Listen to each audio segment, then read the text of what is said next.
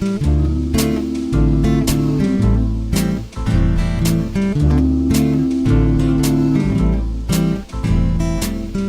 The Log. I'm Charles Purcell. So today's show, well, let's see what's going on in the world. Impeachment hearings, of course, continued in the House Judiciary Committee this past week. The witness panel of constitutional scholars this time. It was pretty fascinating, actually. The articles of impeachment will be drawn up now by the House Judiciary Committee and then presented to the full House. So it's happening. It's really happening, guys. I'm not going to really weigh in on all of this today. I don't really want to talk about it, except I'll say this much. If you haven't seen it, the committee Republicans, they didn't have any defense at all. They were just waving their arms and criticizing the process like they always do. And then they had a new little tactic. Again, if you haven't seen this yet, they kept interrupting, using little parliamentary privileges, call for order, point of inquiry, or whatever they call them. And then Chairman Nadler, the chairman of the committee, he's got to follow the rules. He has no choice. So he has to recognize them and hear some bogus request. Then he says, okay, well, we'll table that. Motion to table. In other words, okay, I hear you, but we're not going to talk about that right now. We're going to table that. So they have to have a motion to table. All in favor, aye. Everybody says aye. All opposed say nay, and all the Republicans say nay. And then, of course, what do the Republicans do? They have to call for a voice vote. And it's all just a ploy. It's all just a little trick just to waste time and annoy everybody. So then the clerk has to call the roll. Everybody has to vote one by one. And so that's happening. Yeah, it's really... The Republicans, they don't have anything. They got nothing. So, yeah, that's going on.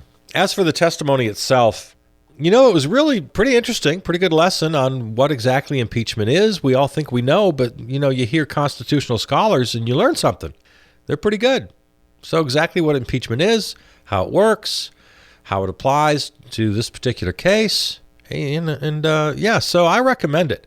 Again, other than that, I really have nothing unique to add. I will recommend very highly that you do not rely on news reports. Please. We're going to talk a little later about news and media. Don't rely on the news reports. Go back and watch the hearings. At the very least, watch the witnesses' opening statements. Watch those for sure. And of course, they're easy to find. They're all over the place online. And let's see what else is going on. Well, of course, the 2019 UN Climate Change Conference, COP25, happening right now as we speak in Madrid, Spain. I understand Nancy Pelosi is representing the United States. There's a congressional delegation, but nobody from the administration, of course, because Agent Orange isn't interested. It's the biggest story in the world. It's the only story in the world. We'll take 1 week off, I guess. Try not to get too upset about that. We'll see what happens in Madrid, and we'll come back and weigh in on that. So as for today's program, let's see. We'll see what we have time for. There's something called the 10 Commitments. Have you heard about these? The 10 Commitments. It's a really nice piece from thehumanist.com on 10 points of focus we should all try to achieve in our lives, regardless of ideology or party affiliation, right, left, whatever. Kind of universal qualities that we should all display in our lives. It's a really nice piece, and if we have time, I want to share that with you later. For me, it all comes down to one fundamental question. Do you care or don't you? You can divide everybody into two camps. Either you give a damn or you don't. I often refer to Bernie Sanders' quote, my favorite quote of his. When someone asked him why he's running for president, he said, I'm running for president because I give a damn. That's just the greatest thing. So the idea is, for us, we all can't run for president. By the way, am I still running for president? I haven't decided yet. I don't know. Anyway, yeah, in everything, in how you live and how you consume and how you vote, do they reflect whether or not you care about the world, you care about other people, care about the world in general, or do we only care about ourselves, our immediate circle? And I've lived a long time, and really just in the last few years, I've been kind of surprised, I'm almost embarrassed to say. I was so naive. But kind of surprised and disappointed to hear people say right out in the open that no, they don't care. They don't care, and they don't care that you think that's bad that I don't care. Other people have problems, not my problem. Either you care or you don't.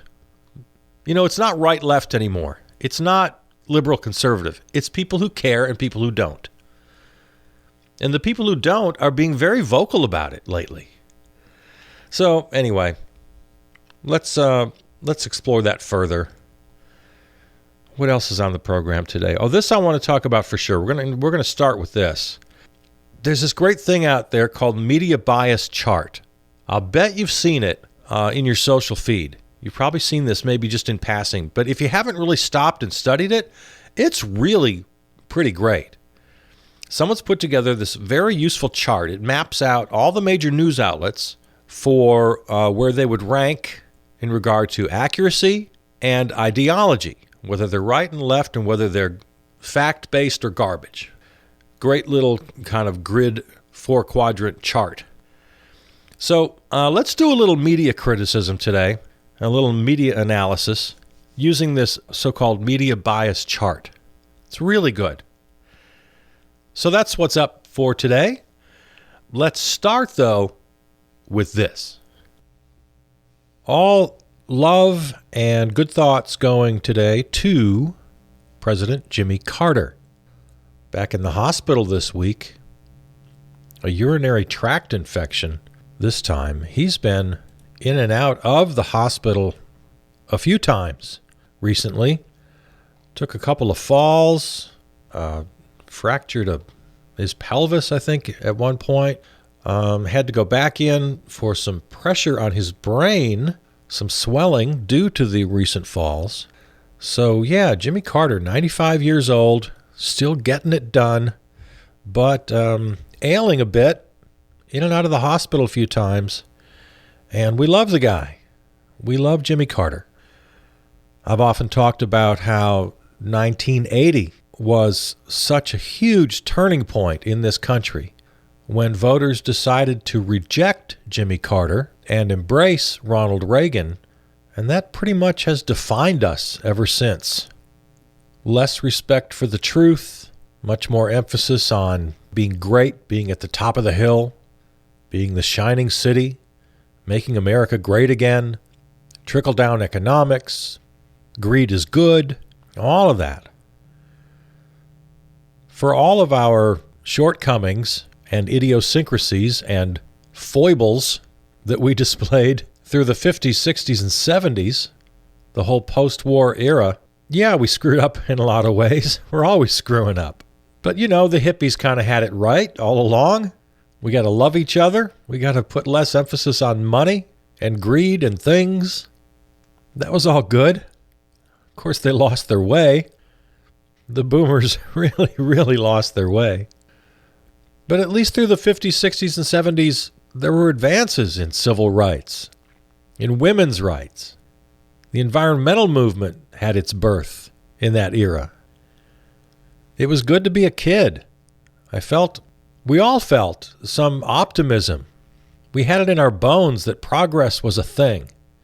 We kept getting better, right? And Jimmy Carter embodied that. How can we be better? Then he lost in a landslide. Voters just weren't having it. The so-called silent majority, as defined by Richard Nixon, really wanted their stuff, and they were afraid. Oh, the right wing, the conservatives are always so afraid. Afraid of young people, afraid of people of color, afraid of women, afraid of immigrants. Fear. And then Ronald Reagan had this brilliant campaign to put this optimistic, beautiful spin on people's fear. He didn't couch it in fear on the stump. No, he said we could make America great again. Literally, he used that phrase. We can make your America great again, where you're safe in your little suburban walled community. Too many changes over the last couple of decades, 60s and 70s especially. And yeah, with his sunny optimism, he just pulled the wool over everybody's eyes. and handed the country back to the money guys, to the powerful, to the elite. Handed the government back to the military-industrial complex, the warmongers, the masters of war. And Jimmy Carter was tarred and feathered and labeled a failure. He was called soft, and it was a defining moment for this country. And we're still trying to dig our way out of it. Sure, we had Democrats in the White House. Since then, we had Bill Clinton and we had Barack Obama. But they weren't your daddy's Democrats. No. They weren't FDR. They were the new Democrats with the third way, the moderate Democrats. And again, ever since then, have defined the party. And as I speak, good old Bernie Sanders, the sole voice. Some people want to include Elizabeth Warren, but I'm not so sure about her. I'll give her the benefit of the doubt for the moment. I'll include her. But yeah, it's really Bernie Sanders who's actually just trying to bring back some semblance of what the Democratic Party stood for. But we won't get into that. I want to send my love to Jimmy Carter, who is unquestionably, even among his detractors, the greatest, without rival, the greatest ex-president of all time. The work he has done through the Carter Center on issues around the globe, from poverty, education, women's rights, fair elections. This is a good man who's dedicated his life to public service. And I love the guy. Have I ever told you guys the story of when I met Jimmy Carter? I don't recall now if I've told this story before on the program. Well, if I have, forgive me. I'm gonna tell it. I was a young guy, and just a few years earlier, in 1976, I had turned 18 years old and cast my first ever ballot for Jimmy Carter. And I was always very happy about that, proud to cast that vote. So several years later, I'm still a young guy. What am I, 24, 5, something like that. I had a girlfriend at the time in show business, and she was doing a gig in Atlanta. She was doing some theater down there. I was living in California at the time. So I flew down to Atlanta to spend some time with my girlfriend. And one Sunday morning, she had a Sunday matinee to do. I thought, you know what? I'm not that far from Plains. I'm going to drive down to Plains, see if I can see Jimmy Carter. I didn't even know if he'd be there, but I figured, well, I'll go to his church because I heard, he's always at church on a Sunday, teaching his Sunday school classes. So I'll just go down to Plains. I'll just drive down there in my rented car, see if I can find him. So I did. Jumped in my car. Beautiful drive. If you've never been to the South, especially, not just the freeways, but especially the off-roads, the side roads, the country roads, oh, it's beautiful. A kind of green you just don't see anywhere else. Lush, beautiful. This was summertime. Really beautiful. So it was a nice drive. Running a little bit late. I'm afraid I'm going to miss it. I wasn't even sure which church, but I knew Plains was a very small town, so I kind of just drove around and looked for a church. Found one, went in. Whoop, that's the wrong church. Okay, get back in my car. Took me just a couple of minutes, and there I was at Jimmy Carter's church. The service was just about to begin. I walked timidly through the back door, the main door, find myself a little seat, try to be inconspicuous. And it's just a small crowd. Place wasn't packed. Small church, congregation. You could tell a few were tourists like me, fans. And I got there just in time to hear the preacher, the guy in charge, kind of giving the ground rules. He said, yes, President Carter is here, and he'd be very happy to meet you after the service. He'd be very happy to pose for a picture with you, if you care to do that. He requests, please, no autographs. I wasn't sure why, but he said no autographs. Okay. So those are the ground rules. So I sit through the service, and afterwards, on this beautiful summer day, a warm, moist breeze greeted us as we all left the church, and there was a kind of a wooden walkway, kind of a deck porch outside of the side of the church. And I hung back, kind of shy, as President Carter greeted well-wishers. And they spoke for a moment and took a picture and shook hands. And finally, I couldn't put it off anymore because everyone took off. And there I am, standing there. Just me and Jimmy. It was pretty great. And I was a mess. I was shy, nervous. I just looked at him. I shook his small, frail hand, and I just said, "Thank you." I couldn't come up with anything else. That's all I said. I just said, "Thank you." And he was very kind, of course, as you would imagine. He looks you right in the eye, that little smile, that famous smile. And we made a little chit-chat. I have no idea what we said. Obviously he could sense my ineptness, but was very kind about it. So we made a little talk. I didn't have a camera with me, so no picture. I did muster up the nerve to say, I know you're not signing autographs, but I wonder if you'd make an exception and sign your memoir, which I had bought recently.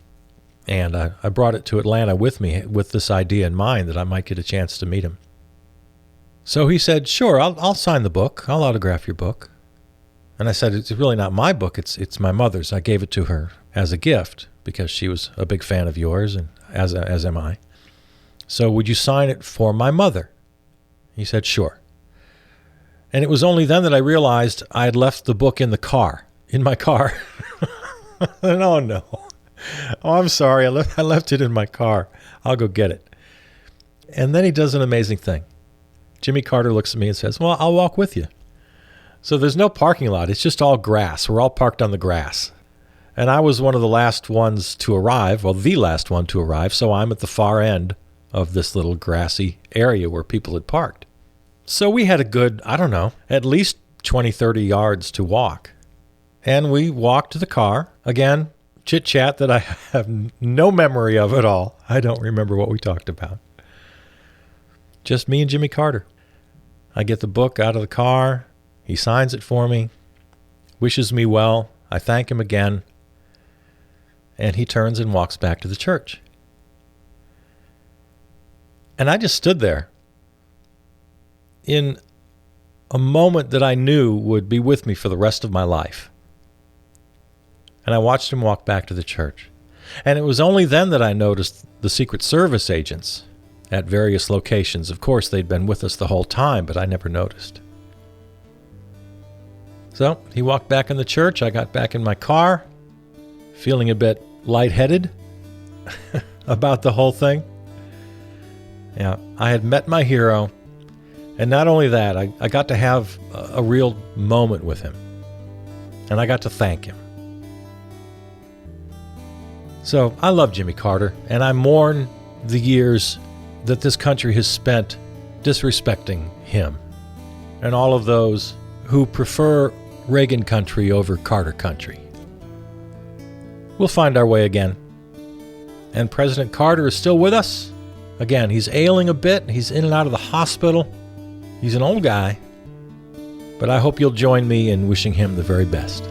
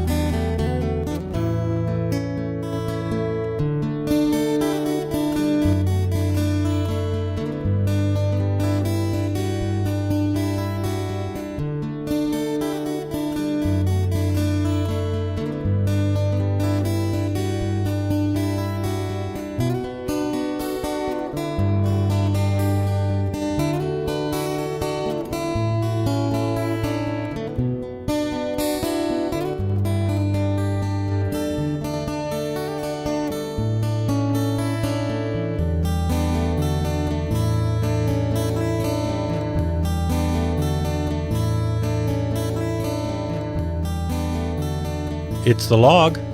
I'm Charles Purcell.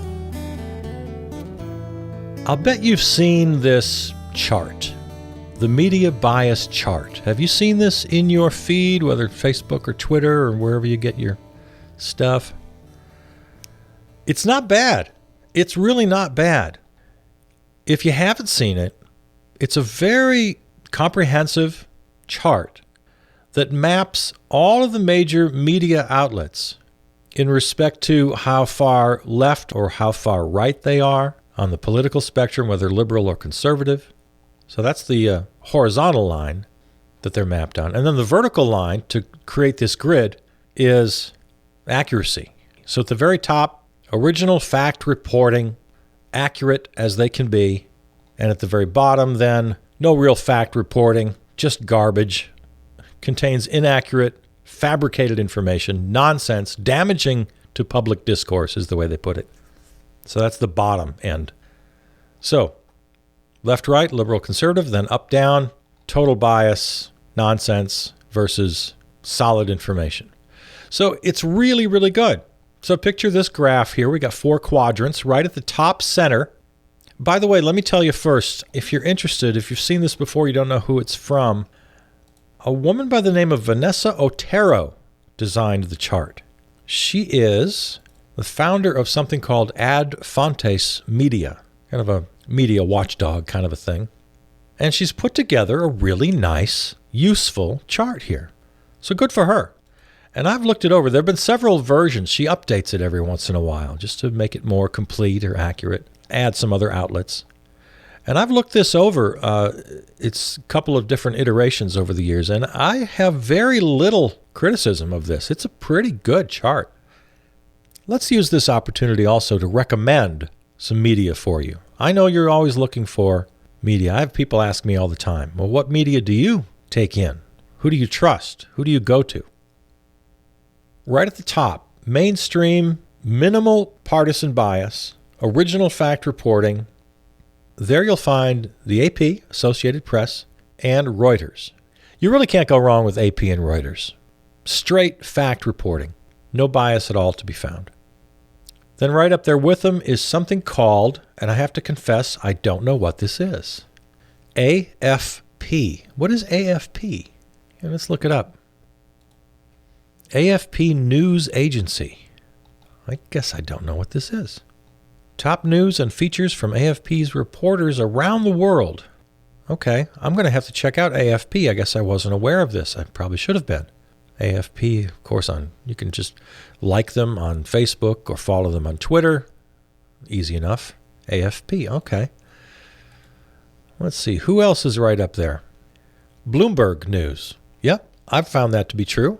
Pretty straightforward. Now, before I go any further, let me say that the very center of this chart, it's my only criticism, and it's small criticism. The very center of this chart, I would move to the left a couple of spaces.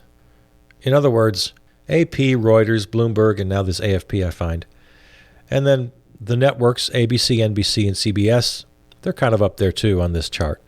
I put them all over to the right. They're all right of center, at least they should be, because they're all corporate news. So from my perspective, this chart is just off by a couple of quadrants, the entire thing. Everything on this chart should be moved to the right. And then it would leave room on the left for some actual non-corporate outlets. Well, Democracy Now! Is there. I'll tell you in a minute where that is. Anyway, small criticism.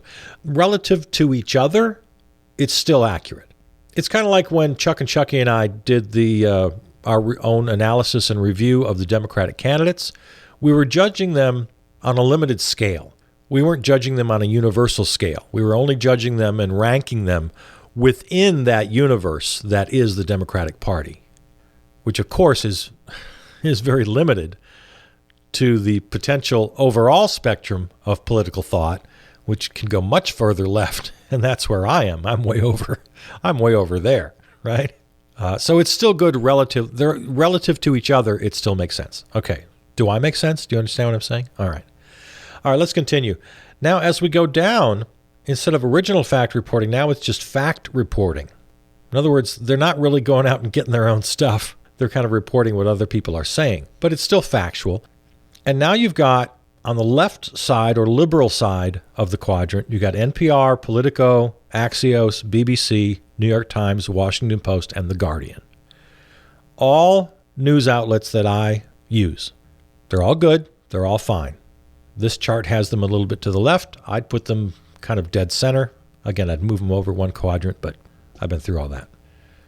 Right down the middle is USA Today. And then to the right of center, but not far, still pretty reasonable, they've got the Christian Science Monitor, the Wall Street Journal.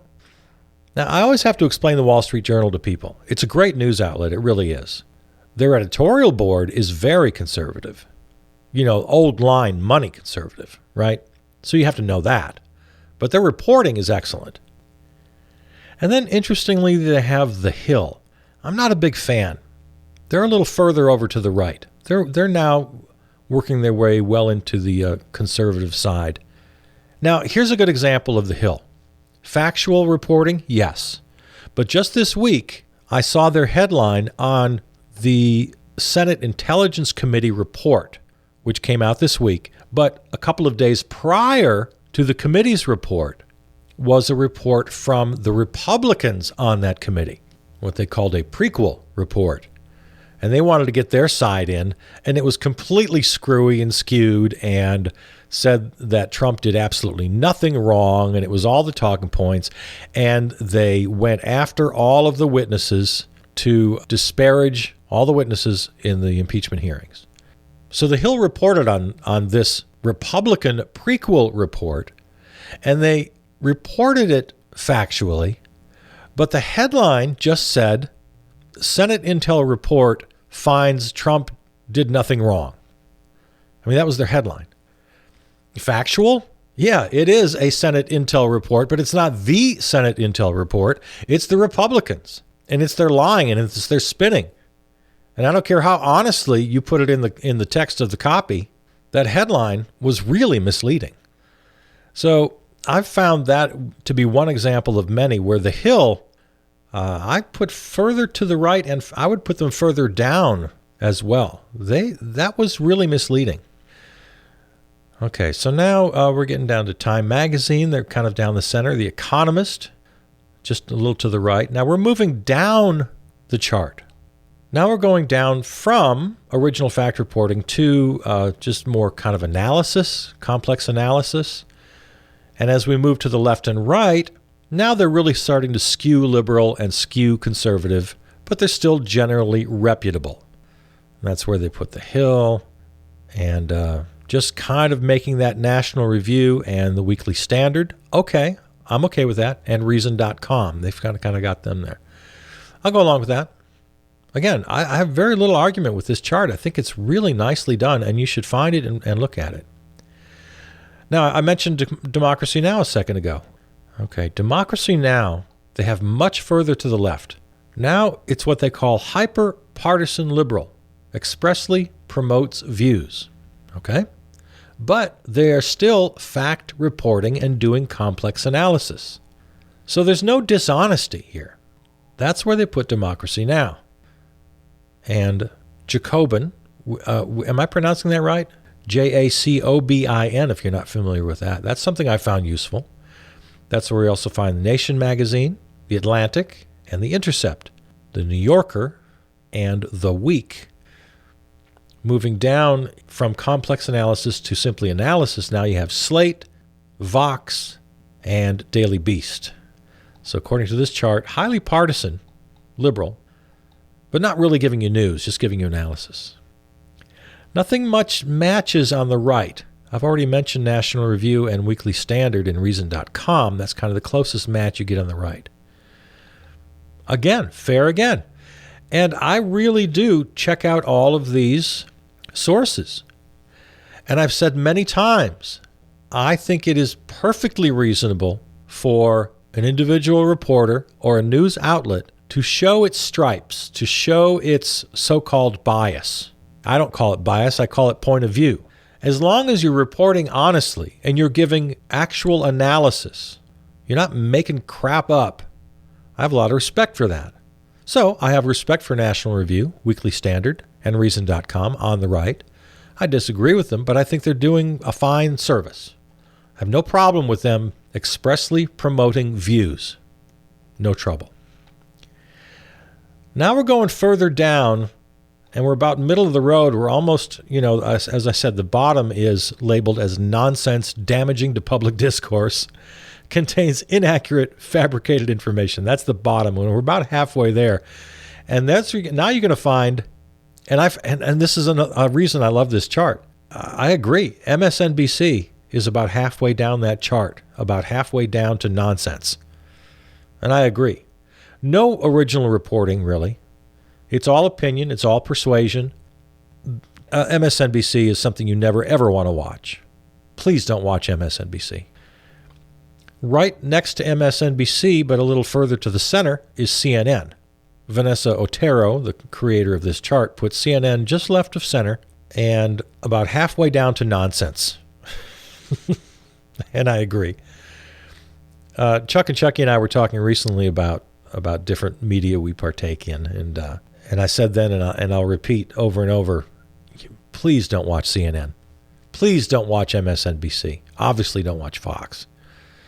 But the cable guys, they're not doing anybody any good. They're just making everybody stupid and crazy. So now, if you can picture this horizontal line, follow that over to the right side of the quadrant. Now you've got the Washington Examiner, the Washington Times, and the American Conservative. I've read articles from the Examiner and the Times, and they're both pretty bad. I might put them a little lower. As we move down toward the nonsense, now we've got Huffington Post, a little further left. We got the New Republic, BuzzFeed, and something called Second Nexus. I'm not familiar with them. And then something we're all familiar with, I think, if we have any social feed at all. Daily Kos and Alternet are very busy folks. They're always trying to get into your feed. But now, as this chart labels them, selective or incomplete story, unfair persuasion. Yep, I agree. Daily Kos, Alternet, they're lefty. I would typically agree with them, but their standards are low. Now, on the right side of the chart here, now we're getting to unfair interpretations of the news. Unfair. Now you got the Federalist on the right. You got the Drudge Report, Daily Mail, New York Post, and into the nonsense category, as we work our way down, Fox News. Nonsense damaging to public discourse. By the way, let me stop here just for a second. Right down the center, just to give you some relative perspective. Right down the center, no partisan bias, but complete nonsense. That's the Inquirer. So we'll finish up now. We're in the bottom quadrant. Inaccurate, fabricated information, damaging. On the left now, you got some things I haven't heard of. Occupy Democrats is definitely one. When I first saw Occupy Democrats, it had the right kind of headline. I kind of thought I'd like them. And then I read them a few times and realized what was going on. It's garbage. Just garbage. Don't like Occupy Democrats on Facebook. Don't follow them on Twitter. Just ignore Occupy Democrats. Something called the Palmer Report. I guess I've heard of that. Natural News. Yeah. You know what? I've quoted from Natural News. They've got them in the far left. I'll have to rethink that. I remember one article I posted from Natural News. Maybe I should regret that. And then something called Patriobotics. I don't know what that is. All right, we're at the very bottom now. Let's go over to the conservative side. As I said, Fox News, Daily Wire. Each of these gets worse and worse. The Daily Caller, Newsmax, Red State, Breitbart, of course. And we all know Breitbart, at least we should. Steve Bannon ran that place for a while. Stephen Miller from the White House, very active with Breitbart. And then we got the Blaze, and at the very low end of things, nonsense, damaging, right-wing junk, InfoWars, which is one of Agent Orange's favorite news sites. He quotes and retweets from InfoWars every chance he gets. It's hit the very bottom right-hand corner of this chart. So there you go. So bottom line on media. I've said it before. I'll say it again. I want to make sure it's clear. Please throw away your televisions. Well, okay, do this. You don't have to throw them away. But don't watch network news. Don't watch cable news. It's all just a big, horrible waste of time. It's all corporate. They don't care what you know and what you don't know. They don't care. I can put it this way. I don't want to go off the deep end because then you won't listen to me. Yes, there are serious people doing serious journalism. Yes, there are. In the network newsrooms and in the cable newsrooms. But in order to get to it, you have to slash and cut your way through all the garbage, through all the commercials, through all the innate corporate attitude that just infuses the entire enterprise. And it's not easy. And unless you're watching it as a professional media critic and you got your eye on that all the time, it's so easy to be duped. It's so easy to be hypnotized. It's so easy to fall in line. You don't have to be gullible or an idiot. You just have to be a human being with a regular old brain. They know what they're doing. So I'm asking you again, the networks and the cable guys, turn them off completely. If you're a news junkie, if you want to get the news, or if you're just a concerned citizen and you want to get the news, there are so many better outlets. NPR is still corporate funded. I know. My friends on the left, don't jump on me. But NPR and public television. By the way, where is PBS on this chart? Let's see. I'm looking. Oh, there they are. They've got them just right of center in fact reporting. Represents, yeah. Okay, so that's about right. But PBS and NPR, the news, let's start with PBS. The NewsHour, you got your Frontline documentaries, Christiane Amanpour. You got great little half-hour and one-hour news talk programs, Open Mind and G0, I think it's called. You got all these options. Yeah, they're a little bit right of center, but they're really good for information. I recommend PBS. You're smart. You can handle it. And National Public Radio, All Things Considered, Morning Edition. They really got you covered. And they're good about covering big events, like wall-to-wall hearings, impeachment hearings, things like that. That's the only corporate news you need. Again, AP, Reuters, good, fine. Bloomberg, good. New York Times, Washington Post, fine. But those are things you read. Read your news. Don't watch your news.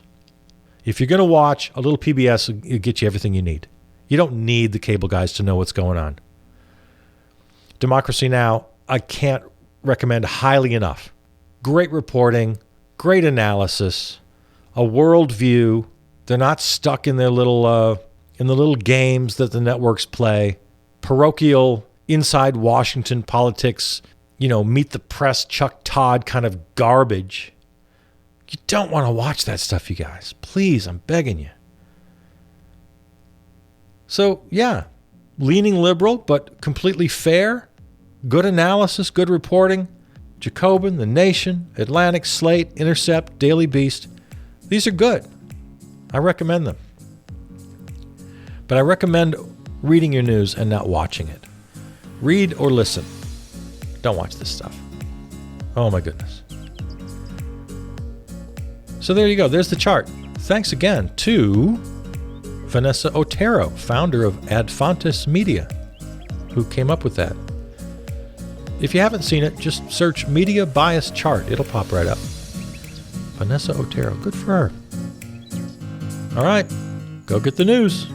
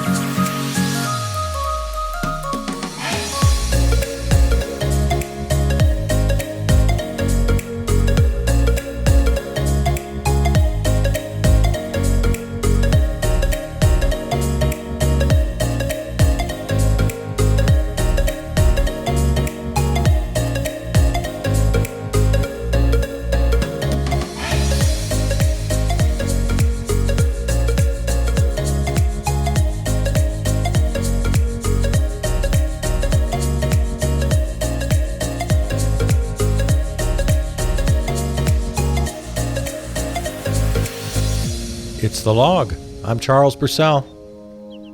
You know, all the talk we do about right versus left and how this country ought to run, and progressive Democrats versus liberal Democrats versus socialists versus social anarchists, it's all well and good, but we don't necessarily have to decide what team we're on, put on that uniform, and then just be loyal to that team. I think we need to start with some more fundamental values. Now, at the risk of sounding really, really old, when I was a kid, when I was a boy, whether it was true or not, this is how I was raised.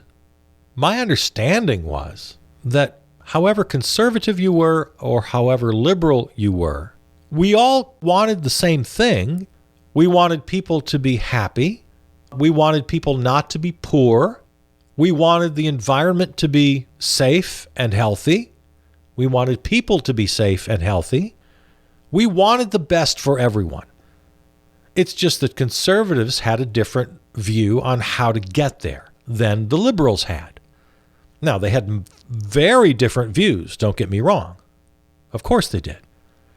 George McGovern had very different views than Richard Nixon on how to get there. There were extremes, but for the sake of this discussion, we're leaving them out. There were the Birchers and the crazies on the right. And on the left, back when I was a kid, speaking of when I was a kid, there was a lot of violence on the far left. That's where guys were planting bombs. That was a little scary at the time, back in those days. So there were very extreme people on the left and the right. But the vast majority of Americans and the majority of lawmakers, elected officials, all seemed to agree and would articulate those basic values that I mentioned. Health, welfare, safety. People should not go hungry. The people on the right had one idea how to get there. The people on the left had another idea how to get there, and they fought that out. Fine. Well, here's my problem. We don't even agree anymore on the fundamental values. I've had people look at me right in my face and say unapologetically, I don't care about poor people. It's just their fault if they're poor. They need to just get on it. It's not my responsibility. The fact that a pretty large fraction of the American populace can look at the facts of the climate crisis and choose to deny it, and I use choose carefully. I chose that word. That's a choice. To be so steeped in your own cognitive dissonance and your own defining character of uncaring that the world can literally burn and become uninhabitable. I'm not using hyperbole here. These are literal facts. If we don't do something right now, the world will literally be uninhabitable for a majority of the current world population. They will die. But if I'm in that faction that has enough money and power to survive the Armageddon, then I'm fine. Who cares? Who cares about the people who will die from climate crisis? Who cares about the people who are dying today? Syrian refugee children. Oh, they're just pictures in a magazine. They're not real. The divide today isn't so much between right and left. It's between people who give a damn and people who don't. And I'll confess my own naivete. I never, ever saw this day coming. How can you not care? And yet that's where we are. Now, I get very annoyed when people on the right try to define me. I am basically of the left, and they define me in ways that are completely inaccurate, that I don't recognize at all. Especially, here's the big one. They always say, people like this, they say people on the left want power. They want power over you. They want to control everything you eat and drink. They want to take away your supersized Slurpees. All they want is power. I don't recognize that criticism at all. I don't. That's just crazy to me. So I don't like it when they define me. So I'm very reticent when I find myself defining them. In other words, well, put it this way. I try not to define them. But they define themselves. Again, their own words. At the Republican National Convention, just a couple of cycles ago, when the big debate was universal health care, and literal chants from the assembled, let them die. I'm not making this up. These are out of their own mouths. If people don't have insurance, that means they're too stupid or too lazy to work hard enough to get it. So just let them die. Let them die. It became a chant at the frickin' National Presidential Nominating Convention. You can be conservative and still care. As I said, that used to be most conservatives. At least, forgive me if I was just a naive kid, at least that's what they were saying. They had to couch their rhetoric in caring, at least. Maybe they were never serious about it, but at least they felt they had to say it.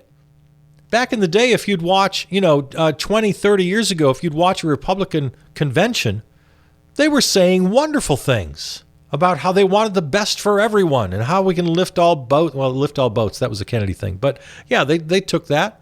Even, the supply side economics guys, right? The trickle down people. Dead wrong. But they couched it in this positive way. The corporation success, the elite success, will mean more jobs and mean a better life for everyone all the way down the line. So, of course, they were wrong about this. It was voodoo economics, as George H.W. Bush labeled it in the, what campaign would that be? When he was running against, that would be the 1980 campaign, when he was a candidate for president against Ronald Reagan in the primaries, before becoming vice president. Anyway, yeah, it was all about helping the little guy. Well, you help the little guy by lowering capital gains taxes so that the elite can invest and the little guy gets a job. Now, maybe they're lying. Maybe they don't know. Maybe they really think this is the way to do it. Regardless, that was the rhetoric. Everybody running for office, anybody just speaking around the kitchen table or in public, you had to at least agree that yeah, we want the best for everybody. We want the best for the little guy. Not anymore. If the little guy is screwed, then he's screwed. Work harder. Be smarter. I'm not here to help you. Screw you. Poverty? Injustice? Oh, you're a woman and you're being harassed at work? Well, go find another job. It's not up to me. It's not up to government. It's not up to the law to fix your little problems. War in Syria, war in Lebanon, war in X. Refugees fleeing for their lives. Not my problem. So do you care or don't you? I never saw this day coming. Never saw it coming. Oh, and God is a great excuse. There was a guy recently, I forget who. Who said it? Somebody major, somebody in the news, that Donald Trump is God's chosen. That God chose Donald Trump. Did Pence say that? Somebody big said that. But yeah, there is that school of thought out there. Well, God's controlling everything. So if there are people dying of poverty, well, God knows best. Not up to me. Yeah, I never saw this day coming. I'll confess. Which brings me to a nice little shorthand that I've seen recently. I think it's been around for a while. It's called the 10 Commitments. Have you heard this? The 10 Commitments. Living Humanist Values. And I won't spend too much time here, but let me run them down. The 10 Commitments. Critical thinking.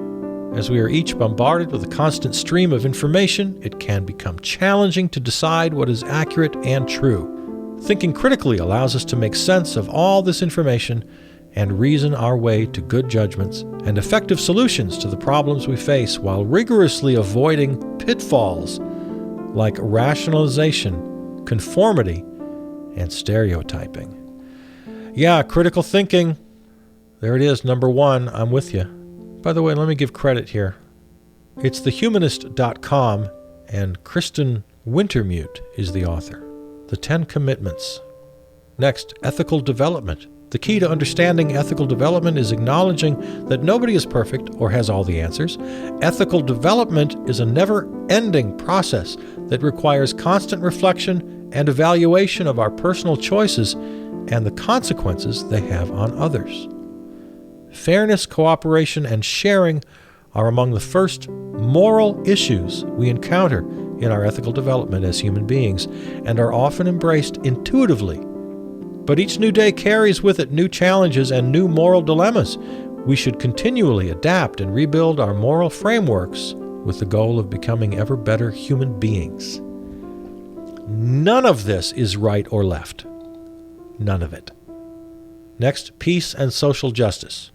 True peace involves an intense commitment to social justice and affirms the human rights and personal autonomy of all people. Any level of injustice against groups or individuals signifies existing conflict, even if the conflict isn't immediate or obvious.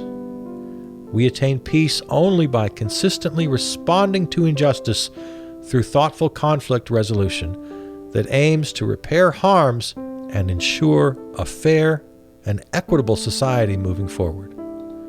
You don't have to be right or left for any of this. Service and participation. Service and participation means putting values into action in ways that positively impact our communities and society as a whole. Next, empathy. Empathy means entering imaginatively into another's situation in an attempt to understand their experience as though we are experiencing it ourselves. The 10 Commitments. Humility. Yeah, whatever happened to that? Humility means displaying modesty about accomplishments, talents, gifts, or importance of self. It acknowledges we humans are fallible and have limitations in what we know and can do. Being humble isn't about having low self-esteem or denigrating oneself. Humility at its core is robust self-awareness. Awareness of strengths and weaknesses, our faults, and our merits. Yeah, humility for all of us, especially for lawmakers, for elected officials. Environmentalism. Again, right or left should not make any difference. Regardless of our individual identities, we all share the same home, planet Earth. This is just so painfully obvious. Just as we depend on the planet to sustain us with its precious resources, this planet's ecosystems depend on us to be good stewards and take responsibility for the impact human activity has on our shared planet. Global awareness. We live in a world that is rich in cultural, social, and individual diversity, a world with rapidly increasing interdependence. As a result, events anywhere are more likely to have consequences everywhere. Global awareness broadens our knowledge of cultures and perspectives that are outside of our own experience. These are the 10 commitments. The final 2, responsibility. Every day, each of us makes choices. These choices, large and small, all have consequences for ourselves and for the world around us. Moral responsibility involves taking conscious ownership of one's intentions and actions and being accountable for the resulting consequences. Yeah, I talk about this a lot. There's a right-wing attitude about responsibility that just kind of creates an excuse. Well, you're just all responsible for your own well-being. I'm not responsible for you. Self-responsibility has become a mantra for right-wingers. But those on the left are also guilty of it. That whole, my thoughts create the world crap. I think everybody, right and left, has to really go back and revisit their understanding of the concept of responsibility. I speak many times, especially when it comes to climate crisis. I think this puts it really well. We all make choices, and these choices, large and small, all have consequences. I spoke just last week about buying a tchotchke off the shelf and connecting all the dots on all the energy it took to get that tchotchke on the shelf from the raw materials extracted from the earth, and then the manufacturing and the transportation and all of that, and the plastic used to package it and everything. That's an example of the kind of responsibility I'm talking about. Understand the impact of your own actions. And finally, altruism. Altruism is the selfless concern for the welfare of other living beings without expectation of reward, recognition, or return. The collective welfare of our communities and society depends on the welfare of each individual person. We should always seek to alleviate the suffering and hardships of others with compassionate action. Yeah, right-wingers, I can hear them agreeing with this. They'll say, well, don't steal my money through taxes to do it. I'll be altruistic on myself. And many of them are. It kind of goes with that conservative vibe that it's up to me to decide, for example, what charity to give to. Or, I love my dog and I love my kids, and that's where I'm being altruistic within my circle and all private decisions. Any kind of public decision is just dirty socialism. But then again, you're not connecting the dots. And I want to repeat, this should not be a right-left thing anyway. The 10 Commitments should be universally accepted, whatever your political leanings. Altruism, responsibility, global awareness, environmentalism, humility, empathy, service and participation, peace and social justice, ethical development, and number 1, critical thinking. That's a pretty damn good list. Kudos to Kristen Wintermute of thehumanities.com for putting that together. That's pretty damn good. And then the bottom line, either you care or you don't. If you have really decided to not care, and that's sort of the founding principle of your political beliefs, then that makes me just sad. And I really wish you'd reconsider that. Again, back in the day, whether you were right or left, you wanted the best for everybody. You just disagreed on how to get there. And at the very least, you lied about it. There was enough social pressure that you couldn't come right out and say, just be selfish and greedy and don't give a crap about anybody else. You couldn't come right out and say that unless you were Ayn Rand. Maybe we should blame her for this whole thing. All right, I love you guys. There it is. Let's just finish there. The 10 Commitments, I recommend. I'll link this. In the meantime, the headline, if you want to search it yourself, Living Humanist Values, the 10 Commitments, and that's on thehumanist.com. There you go.